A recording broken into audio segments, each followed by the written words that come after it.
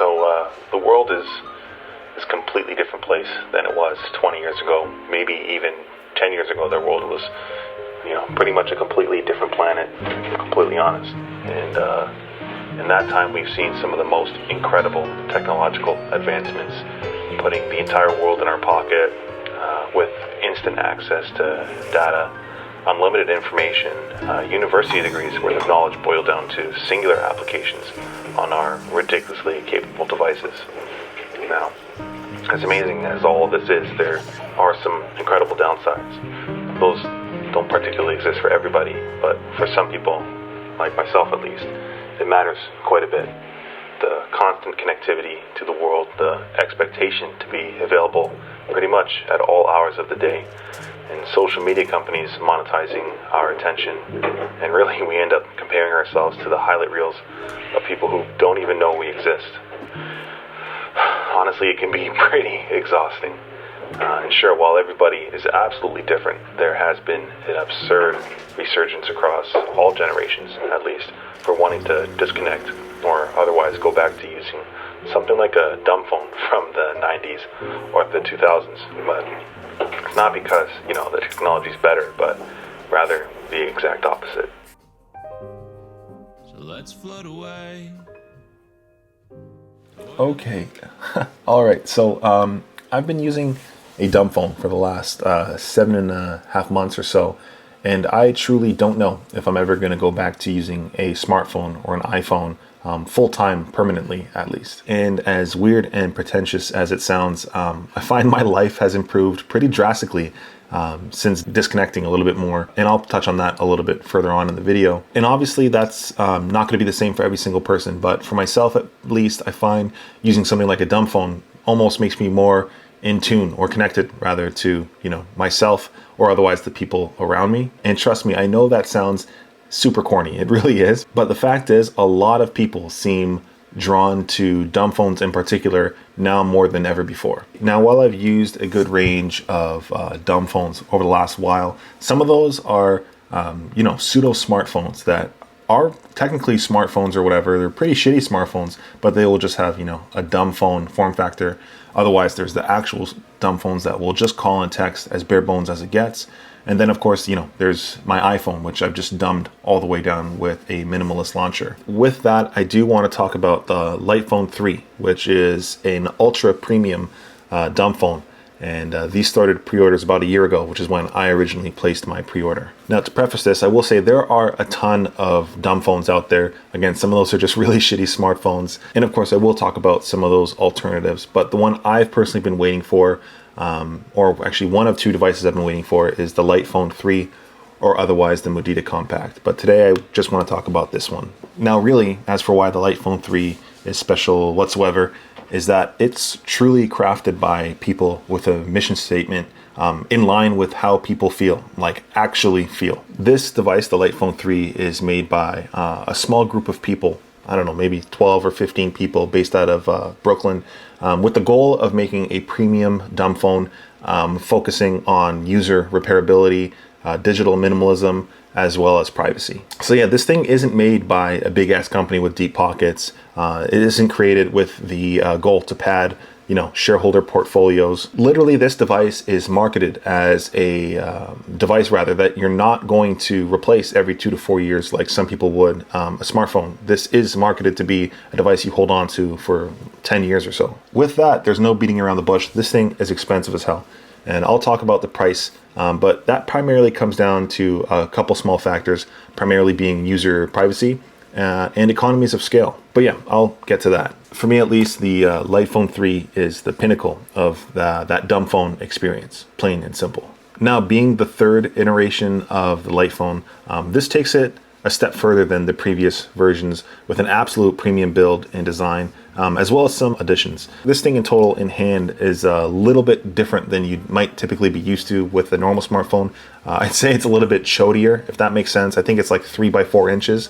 And yeah, it takes some getting used to holding in hand. But overall, really, all you have on here is going to be, you know, the lock button on top, which does have a built-in fingerprint scanner. The fingerprint scanner is not yet activated, which is one of the few things I'll talk about that's actually missing with this device. But separately from that, you just have a menu button between two volume rockers that brings up what they call the toolbox. Apps are called tools on this device. And compared to previous models, this Light Phone 3 comes with a matte OLED display. That pretty much gives this a purely black background, which keeps things super minimal. That particularly will be a plus or minus depending on who you are, because some people really do just dig e-ink screens. Apart from that, there is a digital crown wheel. I'm not sure what the hell you call it, but it pretty much just changes the brightness of your display. Or otherwise, if you press it, it just activates your flashlight, which is super handy. I actually use that across a lot of different smartphones when they have a specific action button for the flashlight. I usually always map it to the flashlight. So lastly, for the actual buttons you have on here, there is a two-step camera button here, which acts as both focus and shutter, similar to something like a digital camera. For the apps, I will say off the bat, again, for anybody looking for a minimalist phone, this is as distraction-free as it gets. It only comes with a couple apps pre-installed right off the bat, but you can always connect this through their dashboard, which is a web-based program, I guess. And it's really lightweight, but that's how you add all the other apps, or again, they call them tools. And again, I will say it's incredibly limited as for what you can add to this. There's no sort of browser for any sort of internet access. There's no emails, mainly because, again, this thing is really super meant to be distraction-free as possible. Now, for me, I love this. It's right up my alley in terms of what I want on my particular dumb phone. I know a lot of other people might find that a little too limiting, again, and I'll talk about some of the other options you might have on here. There are ways to access, I guess, the Android layer, because this is their own custom OS, Light OS, over top Android, technically. There are ways online to access that Android layer.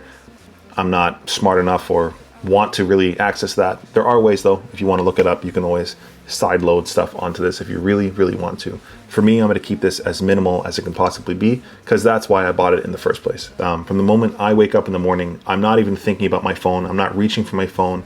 I'm not checking emails or browsing the web or hopping on any social media of any sorts. I'm literally just waking up and going about my day, and I really love that. With that, for the apps that you do have access to, there's no denying that this could use a little bit more polish in terms of, you know, the applications and stuff. I'd say since I got it, there's been some random reboots or system freezes and stuff.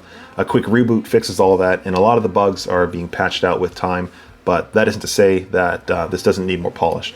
The first app, again, I've mentioned it in the past, I am an absolute music fiend. I love my music. If there's one addiction I'll never shake, that's my love for any sort of music. And the music app on here is kind of bare bones. For your music, at least, you upload it through the Light dashboard, through the web browser, and it's all pretty much there in one accessible list. There's no artist or album organization, unfortunately, but Light has publicly mentioned they will be updating that for some sort of organization. So if you do want, you know, a specific artist or a specific album, you have to search it and then just let it play. If it's out of order, if it's out of order. So yeah, one thing that I'm really looking forward to an update for. A lot of people might hate that. For me, it's simply fine. Otherwise, I'd be lying if I didn't say I have, you know, my Apple Watch here, which has all the music playlists and albums. If I want to play them in order or whatever, I can search it on my my Apple Watch, and I'm fine with that. I will say the speakers on this device are one of the best I've ever heard in a smartphone. It's bassy and rumbly, and it gets hella loud. Again, I'm not particularly an audiophile when it comes down to, I guess, smartphone or dumb phone speakers rather. But the speakers on here are flipping awesome, and I really do dig it. Otherwise, I mentioned it in my last video, I still use the hell out of my iPad mini 7 almost every single day as sort of a companion device. For some reason, iPads just don't give me that doom scrolly dopamine fix that I typically get from a smartphone. So it gives me more so, you know, the modern day conveniences without the addiction that comes with a smartphone, I guess. But yeah, if I'm out and about using my Apple Watch or my iPad mini 7, the hotspot works incredibly well through this device. Otherwise, again, you're gonna have the basics: timers, alarms, notes, calendar, all that fun stuff, and it's there if you need it. Now, a bit of an update when it comes down to the Light Phone 3, at least from the predecessor. They've included a camera now. I personally really find the camera useful on here. I will say by no means is it a great camera when it comes down to expensive ass devices like this. But for anybody who just wants to, capture a memory or a moment in time, the camera will do just fine. I will say for me, it gives 2000s digital camera vibes, particularly the way the flash works. And there's some sort of noise or grain. I'm not sure which one it is. As much as I play around with cameras, I can't figure this one out. But I think it looks pretty good either way, and I don't really have much complaints. I'm pretty sure this has a single focal length. You can't change the focus. You can only change, the brightness of your actual image, which I'm sure plays around with ISO and shutter speed. But this is pretty much a point and shoot camera for both video and photo. For myself, at least, it's just great for capturing moments or memories or whatever with my family that I could possibly miss. Otherwise, again, I'm going to be using my actual camera for any sort of intentional photography or videography or anything like that. But yeah, when it comes down to the battery, at least, it's all going to depend on who you are. I personally get 2 to 4 days out of this thing without charging it. That's going to depend on, how much you use the hotspot and stuff, the camera. Everybody's going to be different, so there's no real way to test the battery life on here that would make any relevance to you. But the battery's decent, between 2 to 4 days for me at least. But yeah, when it does come down to using this device on the day-to-day, I'd say the overall experience is good. It could use some more polish, and at times I feel like, being an early adopter, there are experiences on here I wouldn't say are otherwise finished. Again, those random restarts or OS freezes, certain bugs that might just pop up, again, those are getting worked on and patched out as the weeks go by. But for anybody who would be purchasing this right off the bat, those bugs do exist. So a lot of the early adopters are probably going to be saying the same thing as myself, but all those issues should be phased out ASAP. But yeah, when it comes down to something like, texting, texting is super slow on here. There's no autocorrect, which is pretty wacky considering that's the most basic thing any phone could have, really. And it sort of sounds like I'm wearing rose-colored glasses, but I personally just prefer to pick up the phone and call somebody. Again, texting can be slow in here, so I'd rather just pick up the phone and call my wife, my homies, my mom, whatever the case might be. I'll just give them a call. But I mean, even still, man, dude, come on, just give me some good autocorrect. I don't know why that wouldn't have autocorrect, realistically. Naturally, as well, this device, it's nice as hell, and you'd want to hold it a lot, but there's not much to do on here, so naturally I'm conflicted. I want to hold it and use it, but there's nothing to do on there at the same time. Still, in terms of the real everyday usage, I dig the camera because it's there still for capturing moments like my son practicing to walk. He just started walking recently, or otherwise my wife thinking that she can swing from the swings to the grass. Meanwhile, she forgets she's in her 30s, and that would be a massive leap. So I don't know what the hell she was thinking. But yeah, otherwise I'd say I'm nitpicking on a couple things. Again, the fingerprint scanner, it's not available yet. You can set a passcode if you want to, but I'm looking forward to the fingerprint scanner. Otherwise, there is an NFC chip in here, which is good for future-proofing, but it's, completely useless right now. There's no access or use for that NFC chip. So maybe one day we'll get, tap to pay or something if they connect up with the banks or whatever. But apart from that, I'd say the volume up and down, I want to, let me just zoom here. The volume up and down, it's like, do we need it to take up the entire screen? And it sort of just lingers a bit. But yeah, we don't need it to take up the entire screen for a couple seconds. Again, I could just hope for some additional app polish, and that's really pretty much it. Now, when it comes down to devices like this and dumb phones in general, I've spoken about it in the past, because a lot of people automatically think when it comes down to quitting social media or digital minimalism, you got to go to the straight extreme, which isn't particularly the case. Again, whether or not you want to call it cheating, I like to use a device like my iPad mini 7 to access any sort of, socials and stuff, because I still like to check in with my friends. I like to see what's going on. But at the same time, doing it on my iPad or otherwise, my computer, I don't find the same pull as I would on my iPhone, for example. So whenever I do want to give myself permission to hop on social medias, give yourself permission to do it and just enjoy the time that it is, but try and limit your access to more devices that are, I guess, less accessible. Beyond that, again, in today's modern age, as much as we want to rely only on devices like this, we need certain things. My day job needs two-factor authentication. There's daycare apps that I use for my kids, baby monitors, all that fun stuff. So I particularly need that on my iPad, or otherwise, my two-factor authentication comes through my Apple Watch, which I don't use my iPhone daily, but I've set it up once and I'm good to go from there. Now, with all this, as much as I make this thing sound awesome, which it is, I love it, it is flippin' expensive, and there is no beating around the bush on the price point. Coming in at a current pre-order price of $599, that is expensive as hell. And this is going to go up in price to $799, which is their full retail price, whenever the hell that might be. Now, I personally ordered this again a year ago at $399, which is still pretty pricey for a dumb phone. With that, not to particularly justify how expensive this product is, but more so to understand why it's so expensive. The first thing when it comes down to a phone like this compared to certain Android phones, iPhones, is that it comes down to user privacy. The creators of this phone are not subsidizing the cost by collecting user data. They're not putting, a default web browser on here. There's no Google services. There's no App Store. There's nothing on here to sort of subsidize the pricing of the device by the people who make it. So from that end, there is no subsidies. Likewise, again, this is a small company creating a very niche product for a very niche subset of people. With that, they're not creating this at a grand scale. There's no huge market for this device right now, at least, I guess, which in turn makes this an incredibly expensive device to manufacture and buy. The way I see it is I could buy a $2,000 dope-ass iPhone. Not this one. This one's a 13 mini. It's 4 or 5 years old at this point, but I could buy a $2,000 dope-ass iPhone, or I could spend, $150, $200 on a really shitty Android phone. Both of those devices are going to do the same things. I'm going to get all the apps. Obviously, the iPhone or the high-end Android will perform way better, but technically they're going to give me all the same things I might need from day to day. Now, the thing about that $2,000 big-ass dope-ass iPhone is that some people just want to buy a $2,000 big-ass dope-ass iPhone, and it really is that simple. They might justify it with all the things in the world that you can do on an iPhone, or otherwise they just want to buy a dope-ass iPhone, and that's not particularly anybody else's business but theirs. Some people might justify the light phone 3 because they're going to hold on to it for 10 years, and they live their lifestyle where they don't care to be connected to the world at the scale that you would on a smartphone, and this thing's going to cover them for 10 years. And similar to that big-ass, dope-ass $2,000 iPhone, some people might just want to buy the Light Phone 3 because they want to buy the Light Phone 3. It is that simple. Now, I did talk about some alternatives, of course, and probably the most affordable one is likely the phone you already have. For myself, again, before, hopping into Dumbphones 7-8 months ago, whatever, is I've been using my iPhone dumbed way down with just a couple words, couple apps, nothing else. It looks like a light phone pretty much based off of my home screen, but that's going to be the most affordable. Just whatever Android or iPhone you have, dumb it down with a launcher. You can get them for $1 or $2, whatever the case may be. You can just start with that. Apart from that, again, you have those pseudo dumb phones where they might give you all the apps in the world that you need, but either their form factor is so limiting, or otherwise they just perform so shitty that it's not going to be good for any sort of social media and stuff.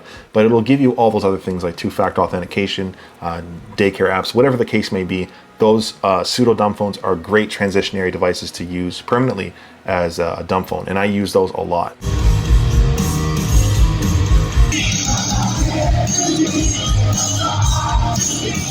And naturally, there are going to be true dumb phones like the Light Phone 3 or some $40 flip phone you grab at Walmart, and those are just call and text. Those are going to be some really good affordable alternatives to this.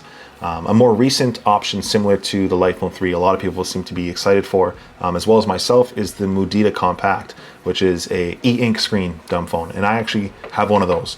I just got it in recently, and I'm probably going to be reviewing that in a month. Since I spent a month with the Light Phone 3, I'll spend a month with the Mudita Compact. Now, with all this, why the hell do these dumb phones exist? And it sort of goes back to what I was talking about at the beginning of the video, simply because people just want to go back to the basics. I personally have nieces and nephews who have pared back their smartphone usage dramatically, and they have friends in high school that have transitioned to dumb phones entirely. Again, not because it's better, really, but they just want a simpler, healthier digital lifestyle. And it's not just people my age. Again, it's going to be the young kids, the older people. A lot of people just feel drawn to get down to a more simplistic device. Again, the constant need to connect or hopping on social media can easily dampen the reality of what a life actually looks like for most people. And really that can often have a lot of negative side effects. And again, this isn't to vilify social media or being connected, because there are small businesses that have reached new audience through social media. I've changed my life making YouTube videos as a hobby on social media, being YouTube. Social media really is awesome. I still check in on it, like I mentioned. Personally, again, I've had screen time issues in the past, so transitioning to a dumb phone greatly helps improve my moods. And yeah, of course, we could always just delete the apps from our smartphone, which works for a ton of people. But for other people like myself, those apps we delete time and time again do end up back on our devices. For myself, at least, since transitioning to a dumb phone, I find myself more creative than ever. As an example, I'm not particularly comparing my content to other people. I don't know, without the constant dopamine kick I would typically get before, my brain just works differently now. When I'm bored, my mind wanders and I end up doing other things. I enjoy other things. As weird as this all sounds, I enjoy the exercise that everybody loves. I started bouldering like every 30-something-year-old seems to be doing nowadays. I'm reading for the first time regularly since I was a child, I guess. And yeah, I'm playing video games for the sake of playing video games to enjoy them, not just to create content about it. And that's just some of the things that I've noticed a change. And I'm living slower, which was my New Year's resolution. It's not a resolution anymore. It's just my living reality, which is awesome. And again, I sound like a pretentious asshole, but I really dig not having my face in the phone when I'm chilling with my kids and stuff. That's just something that I used to do, and I no longer do it, and I'm really happy for it. But I know a lot of this sounds dumb as hell for a lot of people. Probably the majority of people watching this are like, this guy is fucking nuts. But I know for a fact a lot of people probably feel really similarly, where they want to disconnect. They're okay to just leave their phone wherever it might be, at home or not carry it everywhere else or whatever, and they'll just check emails later, they'll check the group chat later, they'll check messages later, and they're okay with that. And yeah, again, you don't have to dive into the iPhone 3. That's just particularly the device I've been waiting for, or otherwise I'm really torn on using the Moduta Compact as my go-to dumb phone. And yeah, I don't know if I'm never gonna hop on an iPhone again, maybe full time, I really don't know. Realistically, I'm going to be talking about the iPhone 13 mini in about a month or two, because this is an incredible iPhone for what it is, especially as a dumb phone. So yeah, we'll be talking about that. Likewise, this is a tech channel, so whatever new iPhone comes out in September, I'm probably going to pick it up and talk about it, because I still have a passion for tech. All at the same time, I think my go-to will still be a dumb phone. But yeah, I'll continue using devices like this as long as it suits my lifestyle. And if it doesn't suit my lifestyle for that day or that week or that month, I'll just swap to a smartphone, an iPhone, whatever the hell it might be. But yeah, let me know what you guys think of the iPhone 3 or dumb phones in general, and if you'd ever, consider using one. And yeah, if you've made it this far in the video, thank you for watching. Actually, thank you for watching. There's dozens of videos on your homepage, and I appreciate the time you spent to watch this one. So I appreciate you guys watching to the end. Until next time.